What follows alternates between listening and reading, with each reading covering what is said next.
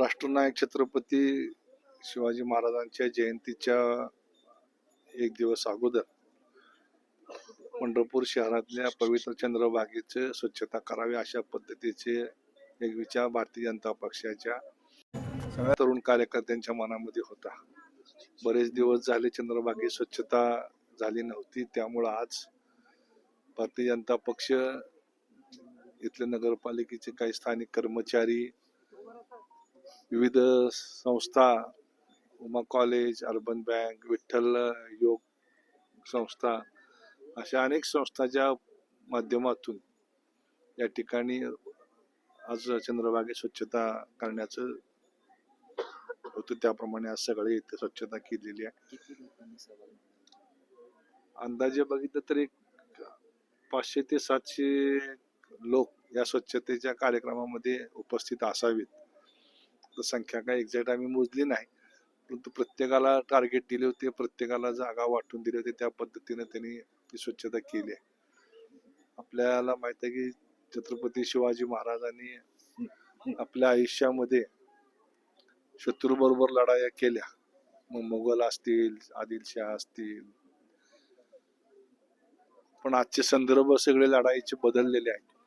छत्रपतींनी आपल्याला जो वारसा दिलाय त्यामध्ये आज शत्रू बरोबर लढाईपेक्षा आपल्या समाजामध्ये जी काही अस्वच्छता आहे, आरोग्याचे प्रश्न गंभीर आहेत, पिण्याच्या पाण्याचे प्रश्न गंभीर आहेत, स्वच्छतेचे आहेत, ते सगळे प्रश्न आहेत ते आपले शत्रूज आहेत एक प्रकारे समाजाचे. त्यातनच मग नवीन रोगराई उद्भवते आहे, आजार येत आहेत. त्याच्या विरुद्ध समाज म्हणून आपण लढलं पाहिजे. शासन त्यांच्या स्तरावरती काम करते, पण शासनाला मर्यादा आहे. चंद्रभागा पवित्र तीर्थ म्हणून आम्ही त्याचं वर्णन करतो. पण या चंद्रभागेचं रूपांतर वाळवंट म्हणजे वाळूच्या ऐवजी मातीचं ग्राउंड जर आपण बघितलं अशा पद्धतीने होतंय. मग त्याला वाळूची चोरी हा एक रोग मोठा जडलेला आहे. मग पंढरपूरमध्ये लाखो भाविक येतात, त्याचबरोबर अनेक श्रद्धाळू आहेत या ठिकाणी. मग आपला जो एखाद्या घरातला कुटुंबातला कोणी मयत झाला त्याची विधी कराय करता 10वा 12वा 13वा असे येतात. त्यामुळे इथं अस्वच्छता खूप होती आणि मग हे सतत चालणारी प्रक्रिया आहे. तेव्हा सामाजिक संघटनांनी या ठिकाणी येऊन पुढे व्हावं. त्याचबरोबर राजकीय पक्ष रोजच बाकीचे अभिनिवेश दाखवत असतात, पण त्यापेक्षा ही जी मूलभूत प्रश्न आहेत त्या प्रश्नावरती आज लढलं पाहिजे. 70 वर्ष झाली तरी आम्ही अजून समाजाला चांगलं पाणी देऊ शकत नाही, चांगली हवा देऊ शकत नाही, चांगलं आरोग्य देऊ शकत नाही. ही सगळ्याच दृष्टीने शोकांतिक आहे. त्यामुळे पुढच्या पिढीच्या हातामध्ये आम्ही कसा भारत देणार आहे.